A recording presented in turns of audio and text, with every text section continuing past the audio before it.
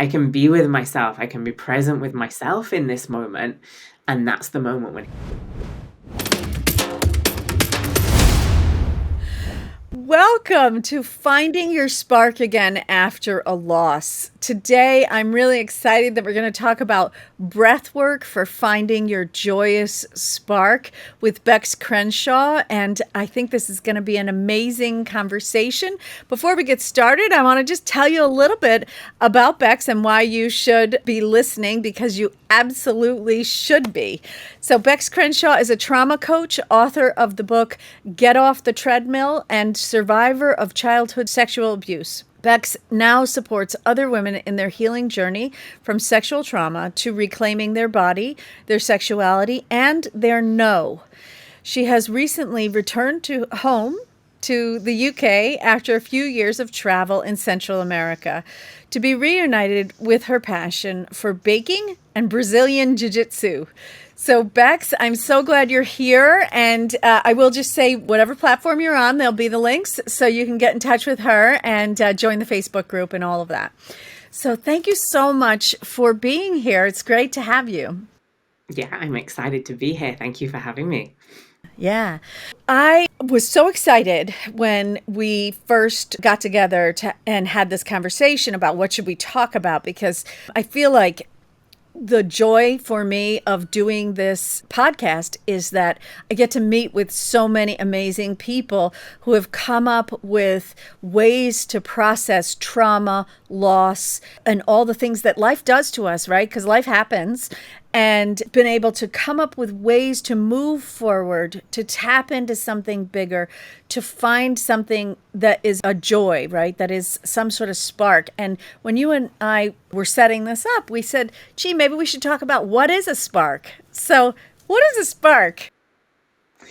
Yeah, I remember that conversation. And so let me say what it is for me, first of all. So for me, it's that little bit of passion or excitement. And it could be something tiny, it could be you're walking down the street and, for example, a couple of days ago, I was back in the UK for the first time in a long time. It was 6 a.m. The sun was just rising and there was the most beautiful sky. And for me, that was like that moment of the spark or the birds singing, these little things that happen, but then it can also be the big significant events in our life as well. It can be so many things. What about for you? I think for me,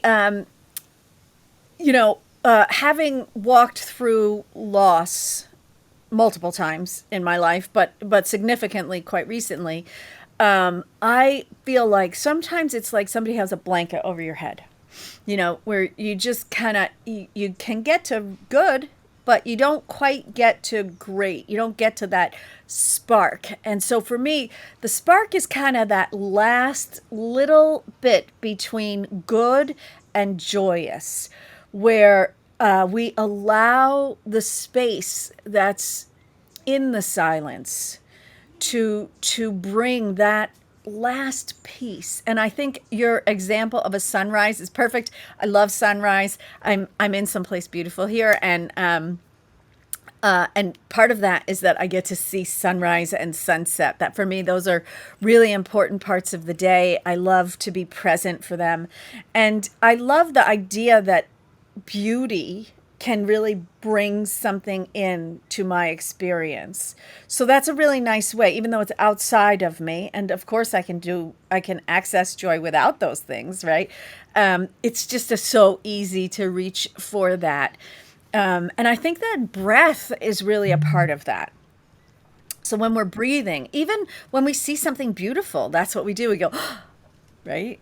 Like, wow, that is so beautiful. And so the breath is really a piece of that last little bit of the spark. And so I would love to know how you integrate that into your practice. Yeah, I think the thing with the breath is that it's the anchor to the present moment. So you can really only be in that moment, experiencing the joy, experiencing the spark, if you're present. And that's what the breath does. So I think when you tune into the breath and you bring your awareness to the breath, it brings you back to what's happening right now. And then you lose the Mm. like the haze or the wash of perhaps old memories, triggers, things that cloud our present moment experience. And you're just there in the moment, enjoying it for exactly what it is, without the shadow of all of the past stuff.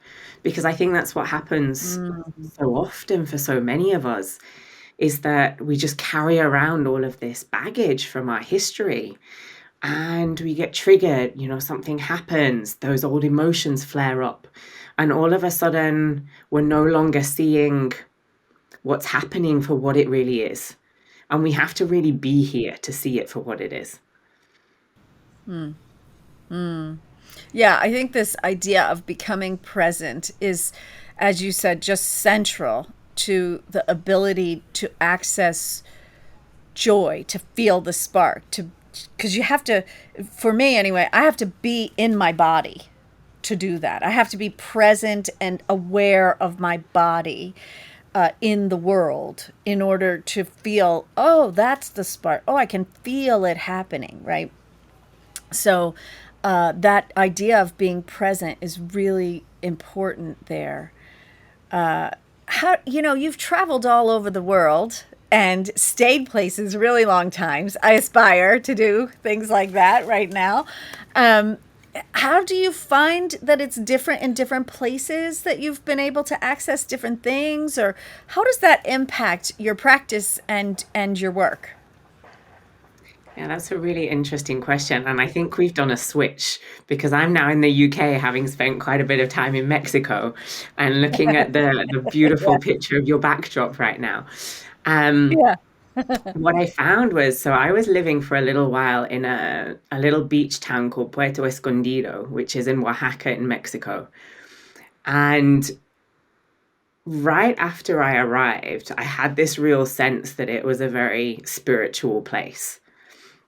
And there was a very different energy about the place. So certainly I think wherever you are in the world has an impact on your, well, Mm. everything, right? Your energy, your thoughts, your emotions, the sensations in your body.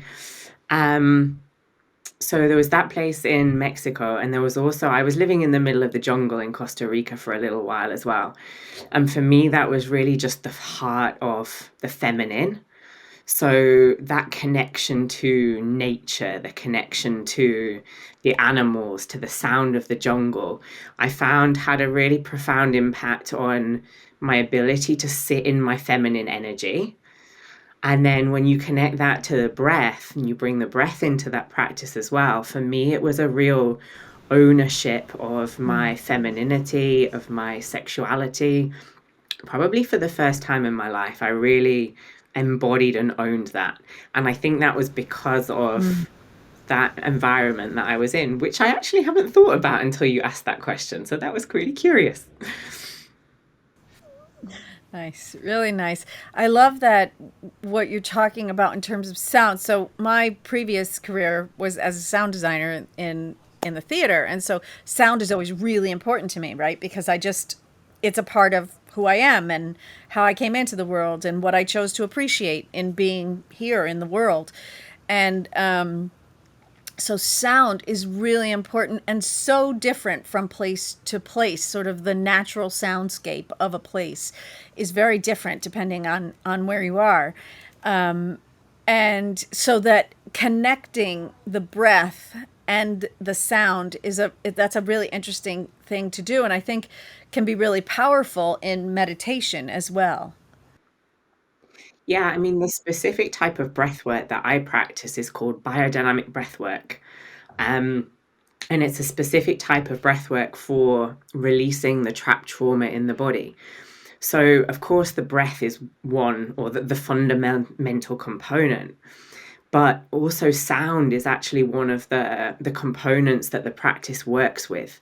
And that can be sound that the body creates itself, whether it's sometimes it can be just a hum, that vibration that travels through the body.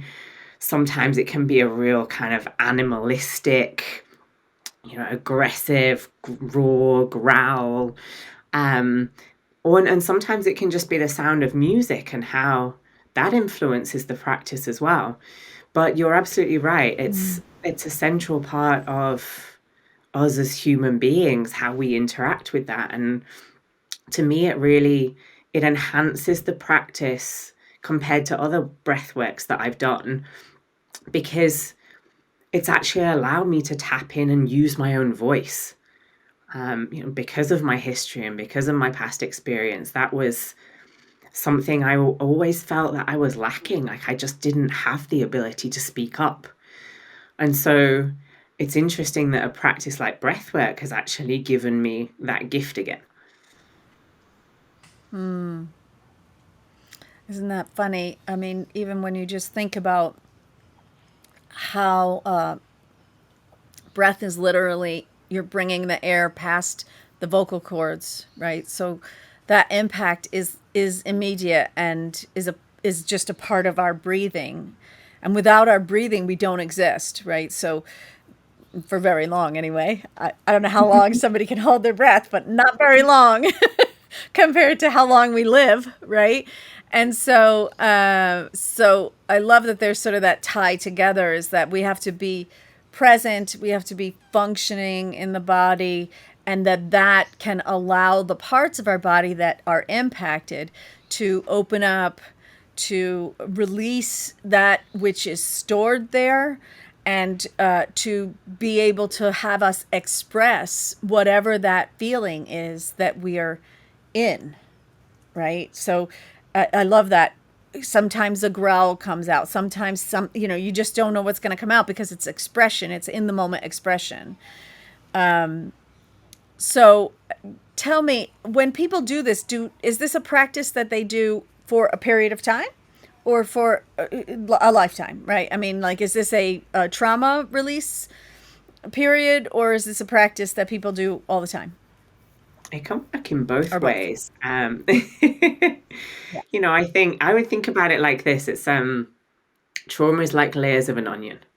Okay, so we're stripping back the layers and stripping back the layers, and each time we're getting closer and closer to the essence of who we are, which in my world is love. We are essentially all just love. And that's never been taken away from us. We just have to get underneath all of these layers of this other stuff that we've accumulated. And so it just depends how much we're holding. And I think, sadly, in Mm. today's world, most of us are holding quite a lot. So it can be just a beautiful adventure to just go and to explore and to see what happens and what comes to the surface as we strip back these layers. Um, I will Mm. practice breath work for the rest of my life because it has brought that spark back for me. And it's brought so many incredible things to my life. Why would I not do it? Yeah. So you're reminding me that I have a practice called Gyan Yoga that I do that is based in breath as well. And I can see where, once you start doing something, you just say, like, this works for me. Why would I ever not do that? Let's talk a little bit about the layers, right? Because I think that when people are walking through the world, that's the part they're in, right? We're in the part where we have past trauma, we have current loss, we have a baggage from ourselves, from our lineage, from all of those things, right? We're sort of carrying all this around with us, and that ability to release and to drop the bags comes, as you say, in waves, in layers. So I know that a lot of times the people that I work with, they're struggling with anxiety, insomnia, worry, free floating worry about something or nothing, right? And there's all these kind of layers of what they're experiencing from that loss. And those things can go on for many years, right? Can be many years after the loss, and someone will say to me, "I'm still not sleeping right," or "I sleep all the time. My energy management isn't right. I'm nervous all the time." All those kinds of things. And so, what are those layers when you're, because you work specifically in trauma, right? In trauma release, right? Yeah. So, what are those layers for your clients? So I think the layers are different for everyone. Um, there's Mm. no set path that the body follows to go from holding trauma to healing. Um, what I would say is, and I don't want to go too techie, but I I do love the sciencey part behind all of this stuff. So the way that I always like to think about it is to bring it back to something we call polyvagal theory, which is Yeah. this kind of ladder that our nervous system has. Have you worked with it before? Yes. Yes. But I'd love it if you'd give us an overview because I've never introduced it on this podcast. Okay. So then if we think about the like acting like a ladder. Okay, so at the top of the ladder we have what we call our ventral vagal system, which is when we're in an environment where we feel safe, where we feel connected to other people, and we're good. So then what happens is we come into an environment or perhaps something happens where our body starts to sense danger, maybe we start to feel a threat, we get a little bit anxious, worried. This is what we call our sympathetic branch of the nervous system kicking into place. Okay, we might have heard of it called fight or flight before. So then what happens is if this threat becomes sustained, right, if it doesn't go away, then we can drop down the ladder again into a state that we call dorsal or dorsal vagal, which is the body's shutdown response. And this is when we might experience things like depression, maybe dissociation, complete just disconnection from the Mhm. world, maybe just a lack of energy or vibrancy for life. And we can get stuck in any one of these states. Okay, so we can stay stuck in dorsal vagal for years, we can stay stuck in sympathetic activation for years. And so, really, what happens when someone is talking about experiencing anxiety, for example, or an inability to sleep after something that happened years ago, it's just that they got stuck in one of these states. And because we don't really get taught the skills on how to actually master our own nervous system and how to move ourselves back up the ladder, we just think this is normal or we don't know any other way, right? So, I mean, I was stuck in that sympathetic activation for years, just busy, busy, busy, go mode, never taking rest, never taking holiday. And I didn't know any different. So then, really, I think it's about learning that skill Mm. set, which is all it is. It's just a toolkit to mastering the nervous system and being able to move back up the steps of that ladder back into the place of safety and connection. I think you bring up a really good point, and for me, it's important to bring up for people that we kind of don't culturally we don't have these tools at our fingertips, and we don't have a person that we go to. So a lot of times, what happens is people get into these states, and then they go to their doctor, and their doctors may be very well trained in what they know, but what they know isn't about this sort of how to keep the body in homeostasis in its normal environment, right? They're maybe very good at sewing back on your arm if it gets cut off and those kinds of things.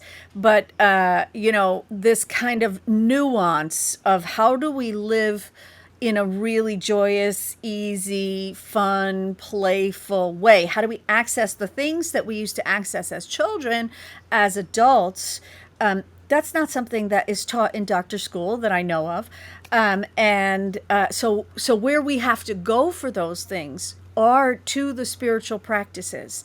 So it's a funny separation here because you would not think that a somatic practice should be in the spiritual realm because what we've been talking about is moving air in and out of your body and being present in your body. So these are not spirit terms, they're body terms, right? But I think it's really important just to mention that people, when you feel out of sorts mentally, that there are a lot of tools at your disposal, but you do have to do your own sorting. You have to find your own way, and find your own practitioner. Find the one that works for you. Yeah, and just maybe to add to that, I think I'm not saying that there's never a place for medication because there certainly is. But again, I think the path that most doctors will go down in that moment would be to offer someone a prescription for something, whether it might be anti anxiety, maybe antidepressants. And the trouble with that is that it suppresses everything. So it not Mm. only numbs out the icky stuff that we perhaps don't want to feel so much, but it also then takes away from us that ability to feel the joy and the pleasure and the passion for life. So we Mm. can't really get one without the other. And I think that's something that we almost, or at least I did perhaps a few years ago. I had this idea that I just wanted to live in this place of happiness and joy all the time. And I think what I've realized over the time is that we don't get to feel the beautiful stuff without being open to feeling our pain as well. And that's the double-edged sword, I think. That's right. I think that's the part about awareness that people move away from, is like, well, when I have awareness, then I notice that I'm lonely, I'm sad, I'm any of those emotions that we don't want to feel. I'm in fear, and there's plenty of them. If you reach for them, they're there anytime you want them. But without saying, okay, this is where I am, it's very hard to reach for anything better than that, because you're nowhere, right? You're not in any place in your body, and yet you're still carrying all the bags around of those unwanted emotions. Yeah. And that's the thing that keeps us Yeah. stuck, ironically. It's the avoidance of what's there that keeps us away from moving forward. And that, so the moment we actually stop and connect and say, you know what, like I can be with myself, it comes back to presence again. I can be with myself, I can be Mm. present with myself in this moment. And that's the moment when healing starts. Mm. Mm. Yeah, it makes me think of, I mean, in this past year of kind of walking through this piece of trauma. No other way to talk about it. For me, death is really a portal, and when the person goes through it, some piece of me feels like it goes through it. And so there's this trauma of separation and everything. And when I think about those moments Yeah. and my ability, because I trained in this throughout my lifetime, right? So my ability to rather quickly be able to come to a place where I am present, I am aware, and I'm present in the moment. A lot of times people around you will kind of go like, you don't really understand what's happening, do you? Because you should be in a different emotional state than what you're exhibiting. But in fact, if we're really present, then the ability to access that joy and to access our ability to make good decisions, process information, all of that gets amped up, doesn't it? Yeah. And I think you spoke about this a little in our last conversation. You said that when you really are present with your experience, everything moves through you faster.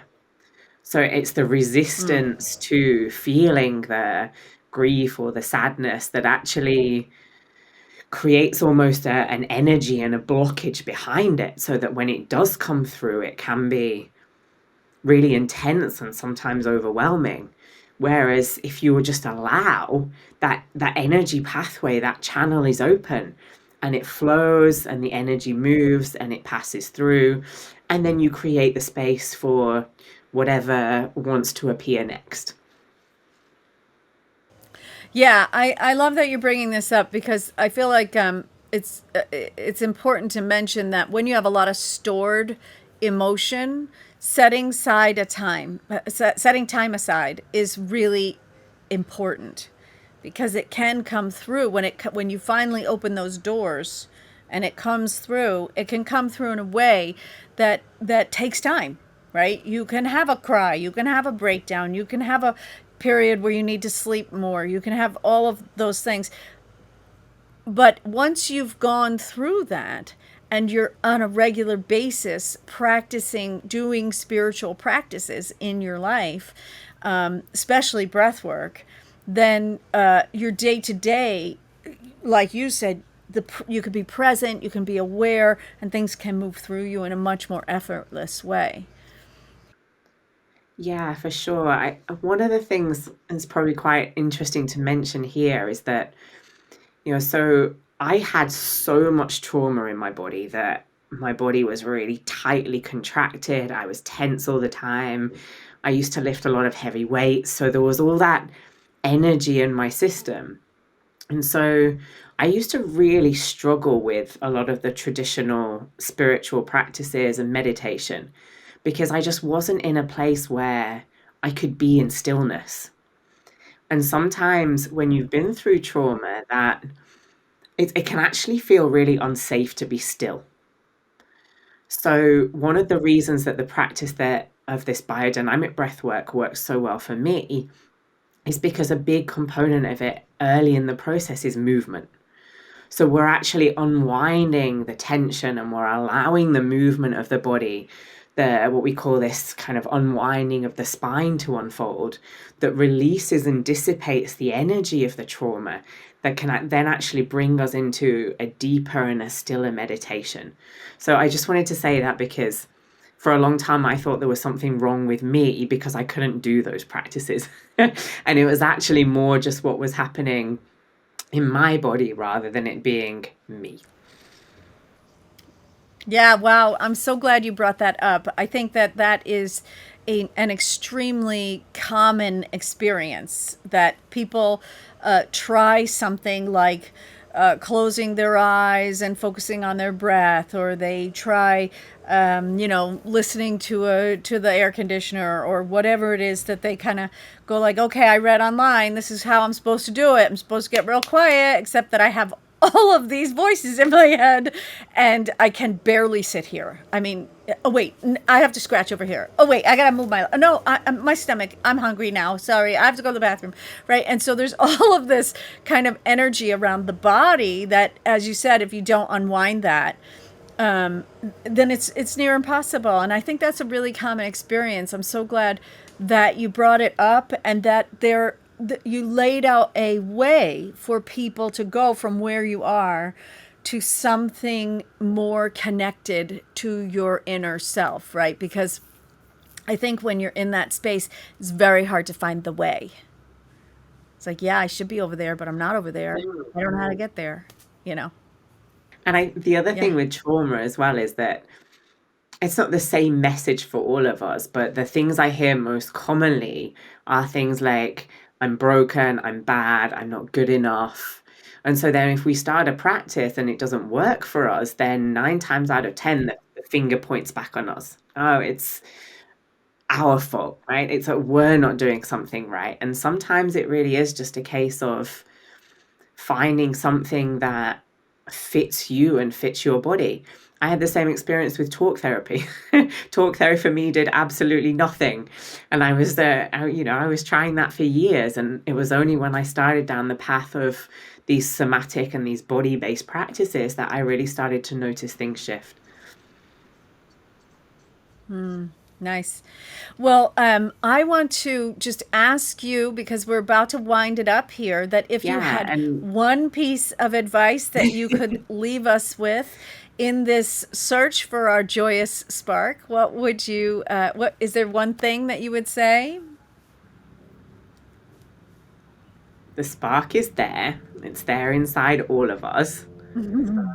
And it's somewhere under those layers of the onion. So if you don't feel it now, you will.